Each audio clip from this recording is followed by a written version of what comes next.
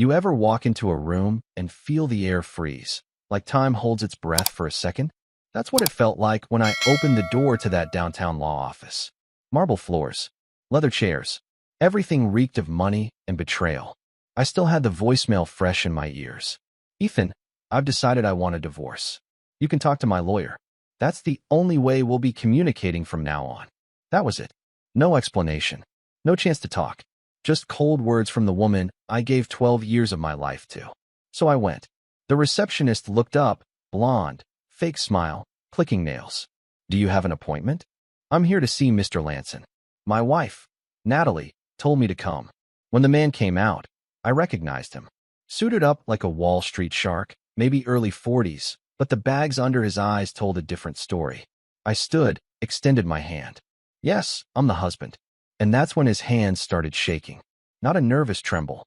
I mean, full-on shaking like he'd just seen a ghost. His face drained white. He glanced over his shoulder like someone might be watching. That's when I knew.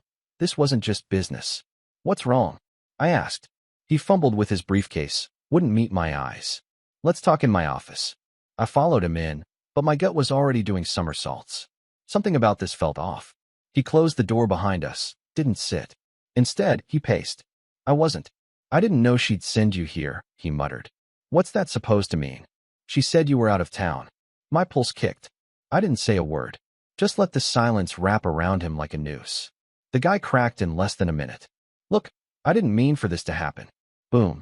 That line. That damn line you only hear in movies or cheap dramas. I narrowed my eyes. What exactly happened, Lanson? He looked like he was going to puke.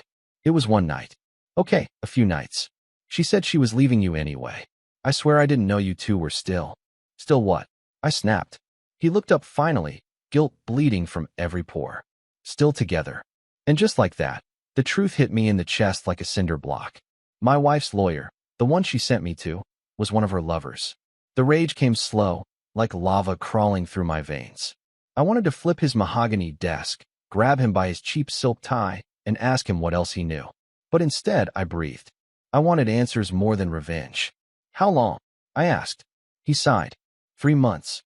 She came in for the divorce consultation, and things got personal. Of course they did. Natalie had always been that way.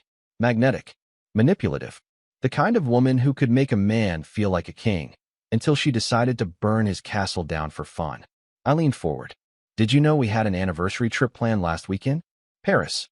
Her idea. He blinked. She said you'd already separated. She was under me in a hotel suite in the 7th arrondissement 3 nights ago. He winced. I'm sorry. I didn't care. This wasn't about him. This was about her. And how deeply this betrayal ran. I stood up, buttoned my coat, and looked him in the eyes one last time. Thanks for your honesty. Now do me a favor and stay the hell out of my marriage. He nodded like a beaten dog. But I wasn't done. Natalie thought she could end 12 years with a voicemail and hide behind legal walls. She forgot who the hell I am. I left the office with one goal: find out everything. Who else? When? Where? Why? And when I got home, I opened her laptop. She hadn't even logged out of her iCloud. Rookie move. The messages hit like bullets, text chains with names I didn't recognize. Some were short. Come over tonight, he's out. Others were long, poetic, romantic even. But one message stood out. It was from someone named Jay. Your husband has no clue, huh? Don't worry. I'll keep you warm again tomorrow night. Attached was a picture. A mirror selfie. Natalie. In my shirt. With a man's arm wrapped around her waist. I didn't even feel my body react. I just stared at the screen. That was my shirt. That was our bedroom. That was her betrayal, captured in pixels. I don't remember how long I stood there. Maybe minutes. Maybe an hour. But one thing was clear. This wasn't a one-time mistake. This was a life she'd built behind my back. And she was still playing the game. But so was I now. And I wasn't playing to lose. I didn't sleep that night. I lay in our bed, my bed, where she probably rolled around with those other guys, staring at the ceiling fan as it sliced through the silence like a slow, mocking blade. Her pillow still smelled like her expensive perfume. That vanilla coconut scent I used to love now made my stomach churn. By morning, I had gone through her entire iCloud. Messages, notes, call logs, photos. She wasn't even trying to hide it. There were at least 3 other names, besides the lawyer, who all had their little slice of Natalie. See, Jay, and Dean. Dean was a name I knew. My so-called friend. I stared at a message she sent him just 2 weeks ago. Ethan's been distant again. I think he knows, but he's too scared to admit it. You've always made me feel alive. He never could. I had spent the past month planning a renewal ceremony. She thought I was distant? No. I was focused on building something stronger. Turns out, she was building an escape route with every man who gave her attention. At 10 a.m., she called. I almost didn't answer. But curiosity got the better of me. I hope you met with the lawyer, she said, her voice smooth like honey over a dagger. It's for the best, Ethan. You don't sound too heartbroken, I said. A pause. Then a scoff. I stopped being heartbroken the third time I begged you to touch me, and you turned away. Typical Natalie. Twist the narrative. Make herself the victim. I planned a trip to Paris for you, I said flatly. I put a down payment on that stupid vineyard you said you dreamed of retiring to. I cooked dinner every Sunday, even when you acted like my presence annoyed you. Ethan, she began. No, let me finish. I held you at night when you cried over your sister's death. I bailed your brother out when he got arrested. I lied to my own parents for you. And you repay me with this. You don't get it, she snapped. You never got me. The venom in her voice didn't even surprise me anymore. You're not even angry, I found out, I said. You're angry that now I get to decide how this ends. She hung up. That was when I realized Natalie wasn't broken over the marriage ending. She was broken over losing control. Later that afternoon, I texted Dean. Just one sentence. We need to talk. You have 30 minutes to get to the bar on 5th, or I come to your office. He showed up in 20. He walked in wearing a polo shirt like this was just another casual drink between old friends. I waited until he sat down, then slid my phone across the table. The message thread between him and Natalie was open. He read a few lines, then froze. I can explain, he muttered. I laughed. Actually laughed. No, you can't. But go ahead, give it a shot. Say the line, it just happened. He looked me in the eye, shame crawling all over his face. She told me you guys were already separated. She said it was just a formality. Stop. I stood up. He flinched, expecting a punch. But I didn't give him that satisfaction. You were in my house, Dean. You looked me in the eye every time you slept with her. Don't ever text me again. Don't call. And if I see you near my house, I swear I'll forget how much prison scares me. He looked like he wanted to beg. I didn't care. I walked out. When I got home, her car wasn't in the driveway. I had the locks changed anyway.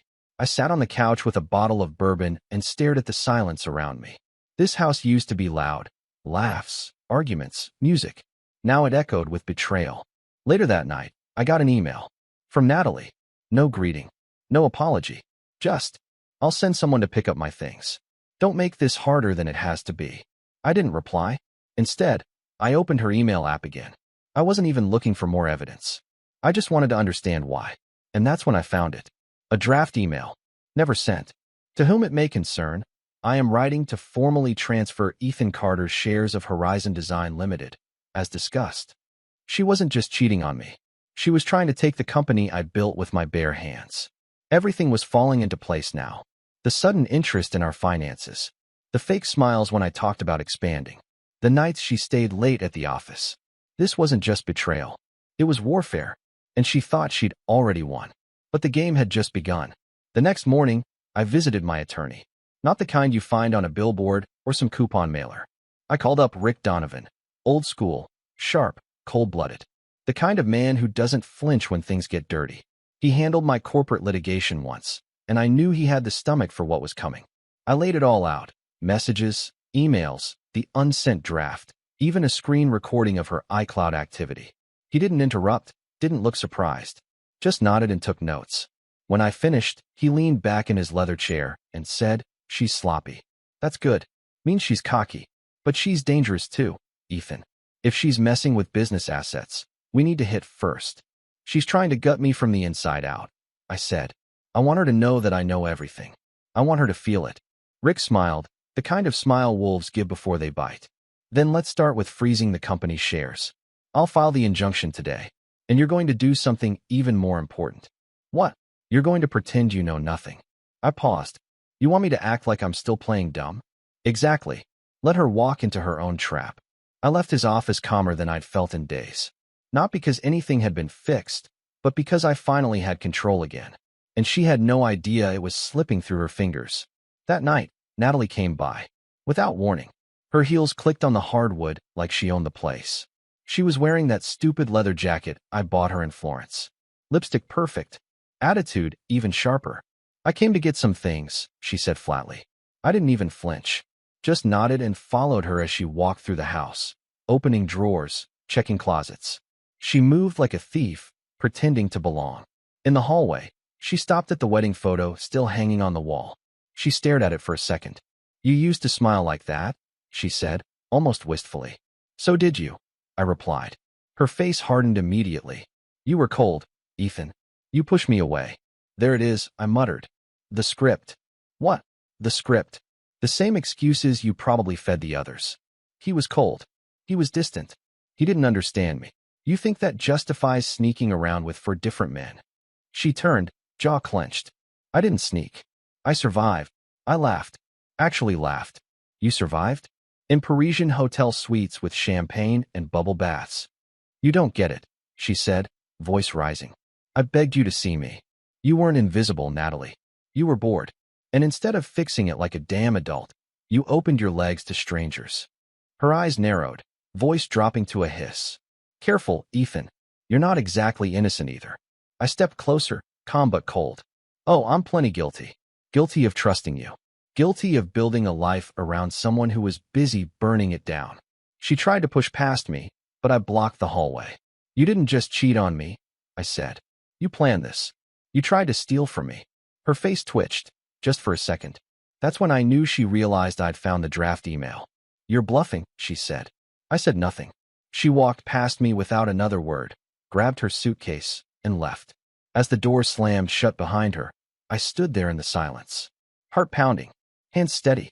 That night, I didn't drink. I didn't scroll through messages. I didn't cry.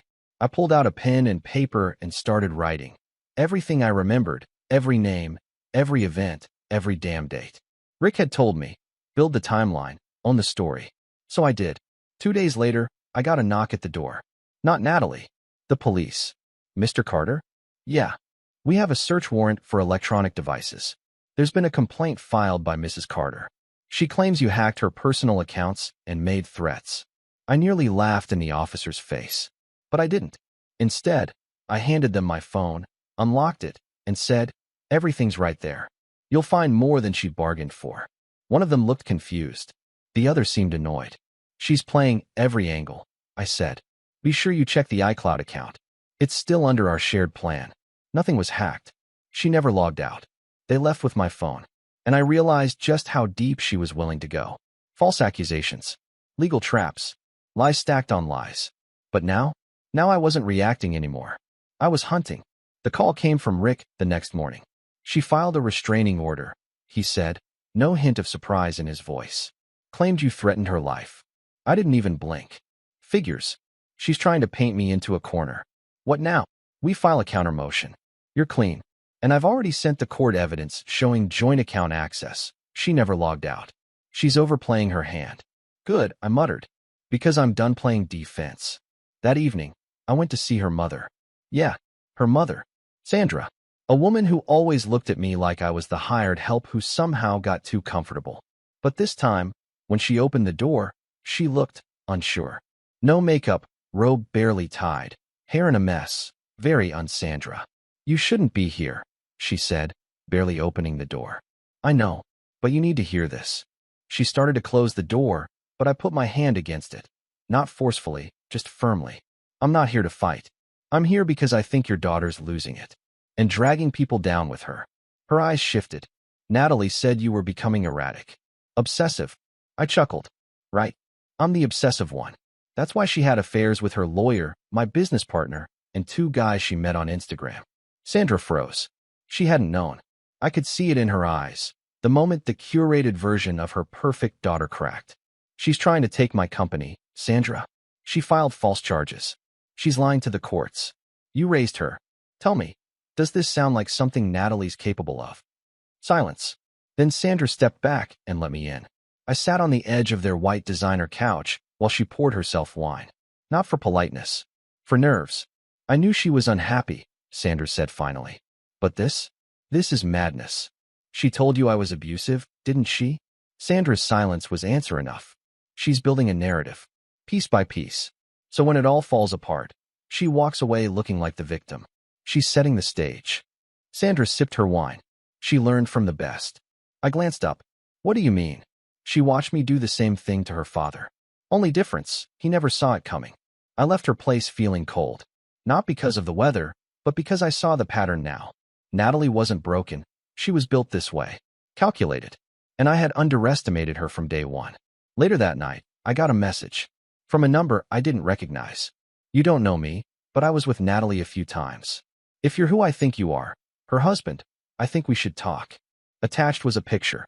Natalie, in a red dress I'd never seen, curled up in the lap of a man in a black hoodie. His face partially hidden. Her expression? Smug. Like she owned him. Like she owned the night. I called the number. He picked up. Yeah. This is Ethan. Silence. Then, thought so. What do you want? I'm not trying to get in the middle of your mess. But she told me she was divorced. I didn't find out the truth until last week. She's dangerous, man. She told me her ex, you, was abusive, controlling, emotionally dead. She played me. And when I found out the truth, I cut it off. She didn't take that well.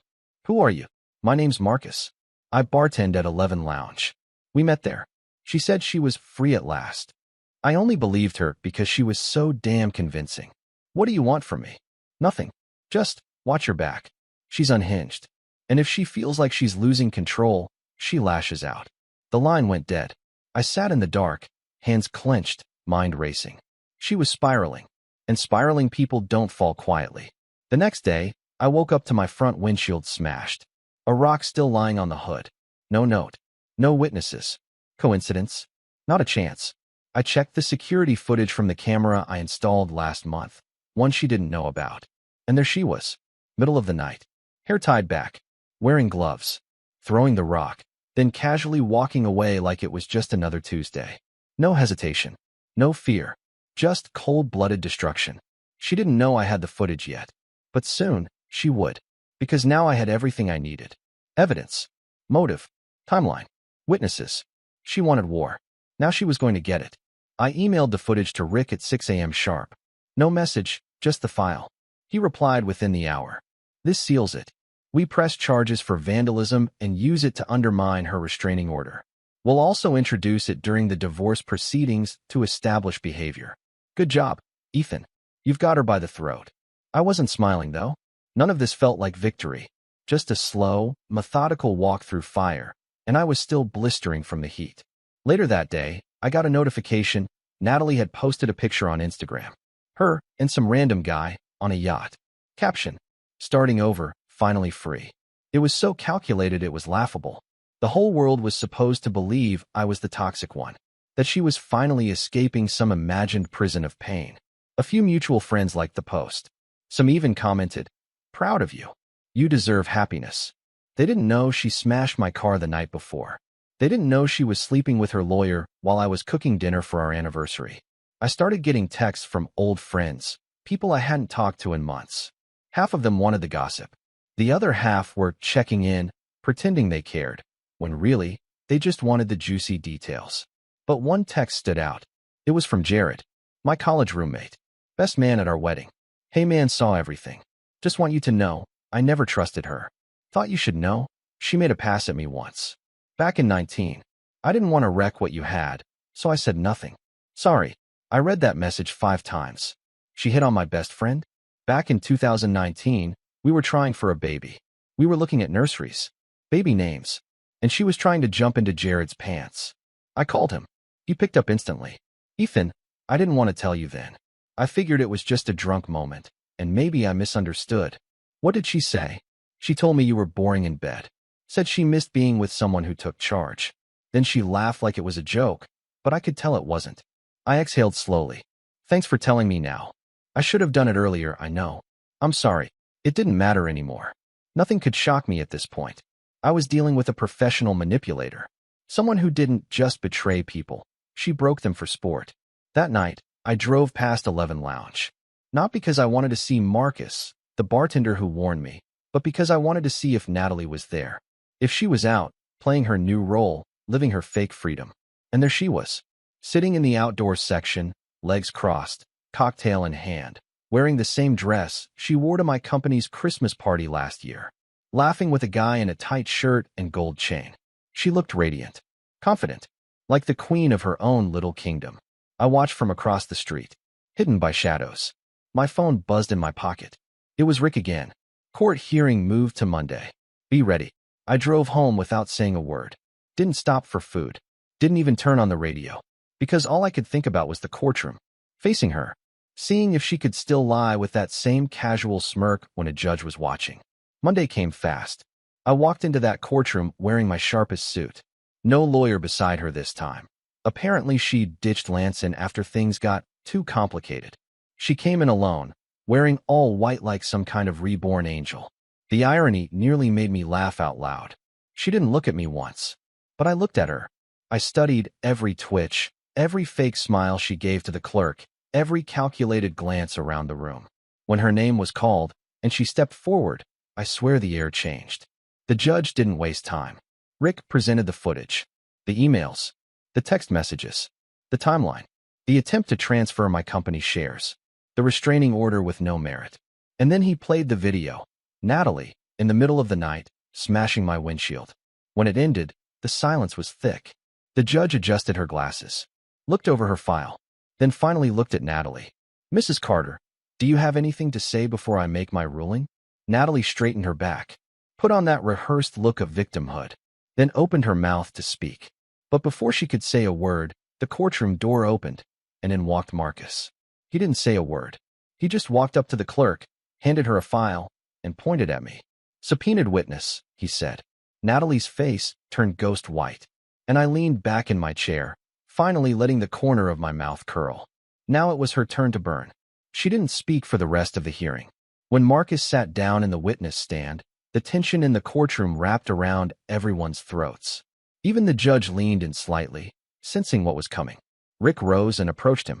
State your full name for the record. Marcus Hale. And how do you know the defendant, Natalie Carter? I met her at 11 Lounge. I bartend there. She came in often, first with friends, then alone. Rick nodded, slow and deliberate. Can you describe your relationship with her? Marcus shifted in his seat. His voice stayed steady. We were involved. She told me she was divorced. Said her husband was toxic, controlling, cold. I believed her. I had no idea she was still married. Did she ever speak about her husband by name? Yes. Ethan. I didn't move. Did she ever express anger toward him? Any threats? Marcus hesitated, then said, she said she wanted to ruin him. Said she was done waiting for karma, and she'd handle it herself. A murmur rippled through the courtroom. The judge held up her hand. Mr. Hale, do you have any evidence of this? Yes. I brought screenshots, messages, voicemails, even a video she sent me once, laughing as she went through his business files. The clerk took the documents, passed them to the judge. Natalie looked frozen, like her body had forgotten how to breathe. Rick took a breath. One last question, Mr. Hale. Why did you come here today? Marcus looked at me, straight in the eyes. Because I found out the truth. And I'm not letting someone use me to destroy a good man's life. That was it. That was the moment I felt the shift. Natalie's empire, built on seduction and lies, started to crack. She didn't argue, didn't cry. She just stood there, silent, as the judge leaned forward and said, Mrs. Carter, based on the evidence presented, your claims are not only unsupported, they appear to be retaliatory. The restraining order is dismissed. Any future false claims may result in criminal charges. Furthermore, your conduct will be taken into account in the divorce proceedings. Bang of the gavel. She turned to leave, but not before glancing at me. Her eyes no longer cold, no longer smug. Just empty, like the mask had finally slipped off and she didn't recognize herself underneath. I didn't follow her, didn't say a word. Outside the courthouse, Marcus walked up to me. Hope that helps. It did. He nodded. If you ever need anything else, I owe you, for showing me who she really was. Then he left. I stood there for a while, in the cold wind of early afternoon, watching cars pass. People walk by like nothing in the world had just changed. But for me, it had. Later that evening, Natalie's white Lexus was gone from the driveway. Probably for good this time.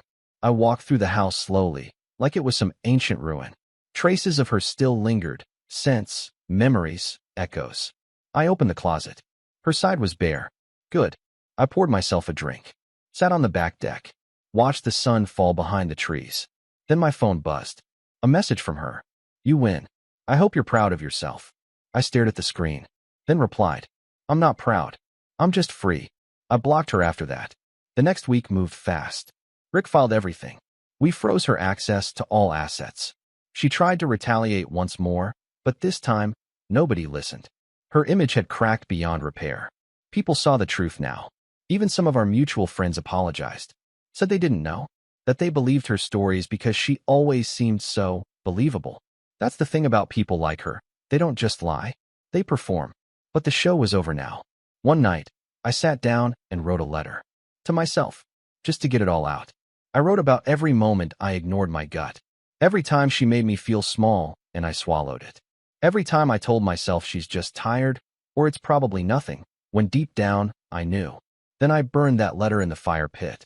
Watched the flames eat every last word. And in that silence, in that glow, I realized something I never thought I'd feel again. Peace. Pure, goddamn peace. I didn't hear from her for a while after that. Weeks passed. No calls. No messages. No lawyers showing up at my door. And for a moment, I thought maybe it was really over. Maybe she'd moved on to her next target, someone else to wrap around her finger, someone dumber or more desperate. Someone who hadn't seen behind the curtain yet. But then I got an email. Not from her. This time, it was from a name I didn't recognize. Subject line, you need to see this. The body of the message was short. You don't know me, but I work in real estate. Your wife, or ex-wife, just tried to list your lake house under her name. Said you gave it to her as part of the separation. I'm guessing that's a lie. Attached was a scanned document. A forged signature. Mine. I sat there for a full minute, blinking at the screen, heart cold but no longer surprised. Just tired. Tired of the games. Tired of cleaning up behind a woman who treated honesty like a costume she could put on and take off whenever it suited her. I forwarded the email to Rick with one line. She's still trying. 15 minutes later, my phone rang. Rick sounded like a man sharpening knives. We file tomorrow. Fraud. Attempted theft. Let her try to explain this one. I don't think she even cares anymore, I muttered. She's not playing to win. She's just playing to destroy. She's playing like someone who knows she already lost, Rick said. That makes her dangerous. But predictable. And he was right. Because 2 days later, I saw her. Not in court. Not on the street. On the news. It was a small segment, buried in the middle of the evening report. Police arrest in a luxury hotel downtown. Woman detained for public intoxication, destruction of property, and assaulting hotel staff. I leaned forward. There she was. Grainy security footage of Natalie, barefoot, hair wild, screaming at the front desk while a vase shattered behind her. The anchor read her name casually, like it was just another Tuesday meltdown. And I didn't feel joy. Not exactly. It was something deeper. Like relief mixed with finality. She had finally collapsed under the weight of her own lies. And it wasn't me who had to bring her down. She did it herself. The next day, I got a voicemail from her number. I let it go to audio. Her voice was raw, slurred. I lost everything. Are you happy? You turned everyone against me. I loved you, Ethan. You were just too blind to see it. Maybe if you'd been more of a man, I wouldn't have had to find what I needed elsewhere. Click. I deleted it. Because what she needed was never love. It was power, control, worship. And when I stopped giving her those things, she found them in other places. With other men. With lies. With drama. It didn't matter where, as long as she was the center of it. I walked outside. The weather had changed. Cooler now. Clean. The kind of day you'd want to take a long drive with the windows down and not think about anything at all. I sat in my car for a while, staring at the neighborhood I used to think was perfect. The house with the red mailbox, where Natalie flirted with the neighbor while I was inside grilling dinner. The cul-de-sac where we walked hand in hand, pretending to be happy for everyone else's benefit. It all looked smaller now, like the illusion had been stripped away. And in its place, I saw the truth. Not the ugly betrayal, not the lies, not even her chaos. The truth was this. I had survived it. She threw everything at me, deceit, manipulation, betrayal, the legal system. And I was still here. Stronger, sharper, alone, but not broken. I didn't respond to her voicemail. Didn't answer her lawyer's final desperate email asking for one last discussion. Didn't send her anything when I officially sold the lake house and changed the business name so it no longer carried the Carter legacy. I just moved forward. Because the past, it wasn't coming back. And I wouldn't invite it in again, not even to say goodbye. The final papers came through a few weeks later. A thick envelope dropped in my mailbox like a silent gavel. Inside, divorce finalized. The company was mine. No shared assets. No alimony. Just a clean break, signed and sealed. I stood at the kitchen counter, staring at the signature at the bottom of the page. Her name, still written with that fake little heart over the I. Even in the end, she wanted to leave a mark. I smiled, shook my head, and tossed the packet in the drawer. Not out of sentiment, just to remind myself, on the hard days, what I survived. A few months passed. I got stronger, slept better, ate real meals again, went out more. I even laughed without feeling like it was borrowed from someone else's life. And slowly, the noise died down. The texts stopped. The whispers around town faded. People moved on, just like I did. But I never forgot. I remembered the way she'd laugh while stabbing me in the back. I remembered how quickly she could fake tears. I remembered the hollow in her eyes when she realized she no longer had control over me. And I learned. I learned that love without respect is a ticking bomb. I learned that silence can be more violent than shouting. I learned that some people aren't broken. They're built to break others. I also learned something else. I'm not the man I was before her. That man was softer, more trusting. He wanted to see the good in everyone, even when the good wasn't there. That man died the night he looked through her messages and realized every "I love you" was a performance. But the man standing now? He sees clearly. He knows his worth. He doesn't beg. And he never lets someone else write his story. To any man reading this, sitting in the same fire I did, confused, angry, shaking with questions you'll never get answers to, I'll say this. Don't chase closure from someone who shattered you. Don't fight to understand a person who lied with a straight face and smiled while doing it. Instead, rebuild. Slowly. Brutally. With intention. Because once you get out of the wreckage, you'll look back not with pain, but with power. Because she didn't break you. She freed you.